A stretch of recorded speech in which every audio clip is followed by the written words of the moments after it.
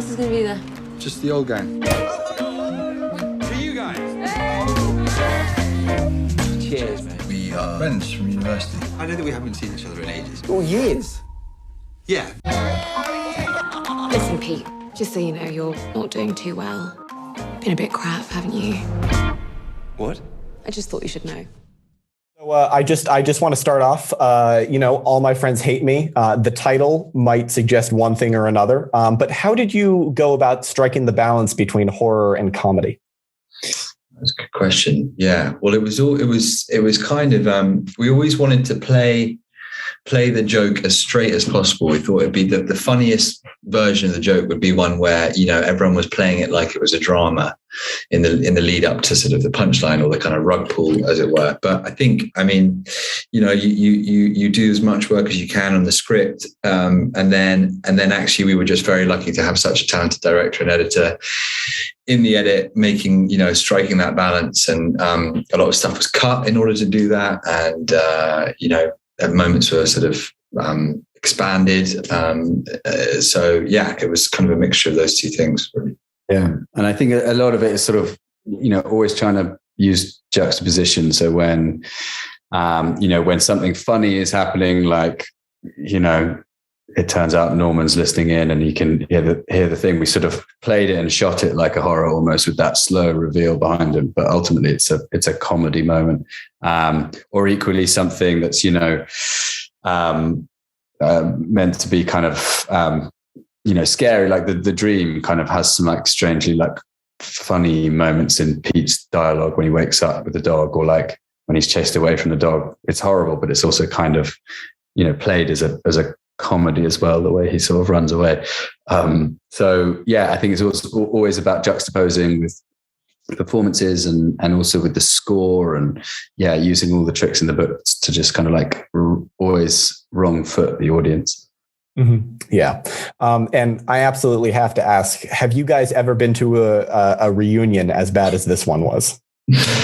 Not yet, but no, it was loosely based on something that happened to me a few years back, where I went to a wedding and I hadn't had much sleep because I stupidly went to a party the night before, and I didn't know the couple that well anymore, or at least I felt like I drifted apart, which I guess is similar to Pete's situation. But yeah, and I became really paranoid at this wedding that I'd been invited as a joke, and that everyone was going to laugh at me during the speeches. Tom pointed out to me how narcissistic that was, but it was also kind of like, that seemed funny. A guy kind of, how a horror movie can play out in someone's head, basically. And like the stakes are all there if you're like in there with him, and it's this internalized kind of nightmare. But yeah, I really hope that doesn't happen to me that weekend. Or anyone, actually. Yeah. Well, a lot of, I was always amazed at how many people have seen the film and said, "Oh, that really reminds me of this one weekend I had." It's like, clearly a lot of people are having those kinds of experiences, but I don't know who would. When it comes to the characters, the players in this reunion, everyone is just so perfectly cast. How much did the actors bring to the characters, and how much was written before the casting process?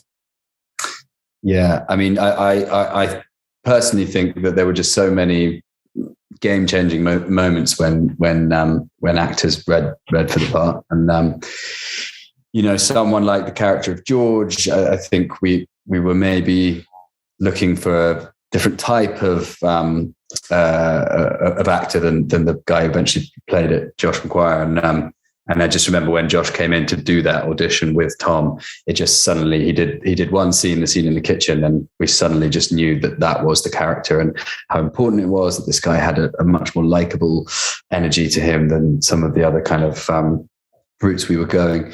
And seeing some self-tapes and just being like, yes, that's Claire, that's whatever. So I would put a lot of it down to, the actors and what they brought to their interpretations of the characters. As we mentioned, it sort of treads the balance between horror and comedy. But I really enjoyed the comedy aspects, but it does touch on a lot on some sensitive subjects at some points throughout. Was this something that sort of happened naturally during the development process, or did you know beforehand that you wanted there to be some element of seriousness? Yeah, well, again, I think it's about stakes and something that it felt like, true to life in that regard, I suppose. And yeah, social anxiety is a dark world that it's a very unpleasant thing that people have to endure. I think it's kind of what was important for us was that, Pete was a complex character that you had mixed feelings about when you witnessed his kind of the way that he experienced social anxiety. And go back to this idea of sort of narcissism and the fact that Pete is, he is kind of making it about him, and it felt interesting to play with the complexity of that. Is he a bit self-centered and actually kind of inauthentic and hiding something? And, but at the same time, you hopefully find yourself sort of rooting from a bit, because you're like, gosh, this guy's going through something that as we've said, we can all relate to. So yeah, I don't know if that answers the question, but I think it was important to keep it kind of keep looking at just the different looking at complex characters, basically, rather than kind of making it about a larger sort of topic. You both wrote the film, but going from there, you each had different roles.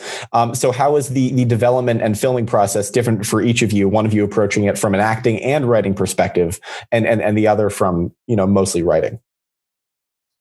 Yeah, well, I mean, I guess. It so transpired that I ended up producing it, and that was a task I hadn't done before, certainly not on that scale.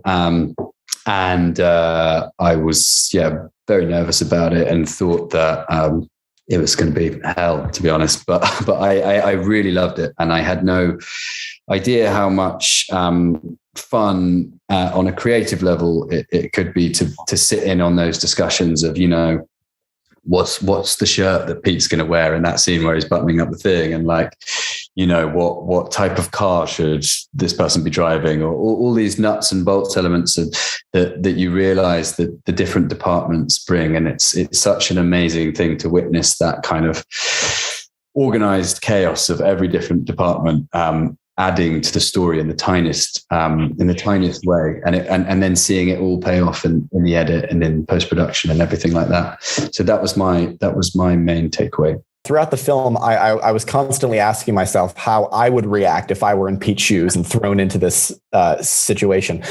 How do you guys think you would fare if you were thrown into this? Well, I think a lot of my decisions as an actor were sort of based on me doing the same thing and being like, how would I, what sort of facial expression would it, what kind of, how would I feel? I mean, it's the challenge in the film was to try and, I probably call my mum, actually. I probably call my mum up and sort of whinge. But I think the challenge in the film was to keep it plausible that he would stay there, that he's going to try and, there's enough breadcrumbs there for him to occasionally be like, all right, now I'm finding my feet and, I'm getting in the groove and I'm sort of nailing this actually. And then, obviously he kind of wrong puts himself again. But hopefully you're not sat there being like, why is this guy not jumping in his car and sort of, driving off? But I don't know about you, Tom. Yeah, I think that was something we talked about a lot. Like, why wouldn't you just leave? But actually, it's always quite a big thing to just say to someone, this isn't funny anymore. I don't like this joke. Stop it, because it feels like something so risky and exposing to do that. So we just kept assuring ourselves that actually you would just kind of like, just play it out for another hour. Maybe it's going to get better. Maybe it's all in your head. Maybe you're overreacting. And I think that probably would be the dominant voice in your head, just like, calm down, like you're overreacting. It's just in this case, things are just getting weirder and weirder and more absurd. I think hopefully we did help achieve that sense of like giving enough relief to Pete and enough allies every now and then with like a nice conversation with Claire or like some comforting words from George, where it was just enough for him to hope that maybe this weekend is going to like, take a U-turn and turn into something nice. Mm-hmm. Of course. And as we get to the end of our time here, I have to ask, I find it very interesting that both of you were in Doctor Who many years apart. Did you guys ever compare experiences when talking about that? No, well, yeah, you were a Viking, weren't you, Tom? I was a crap Viking. I was I was the sort of Viking that wasn't entrusted with an axe and that wasn't allowed to fight. So Viking stretch. I was a horrible bully with a Vickers machine gun. So what does it say about our? Yeah, I mean, really, just so lucky to have been part of that. It's an incredible show, and I